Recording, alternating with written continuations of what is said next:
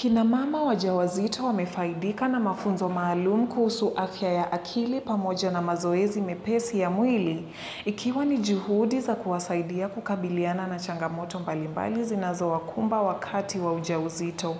Mafunzo haya yanalenga kuimarisha ustawi wa kina mama kabla na baada ya kujifungua.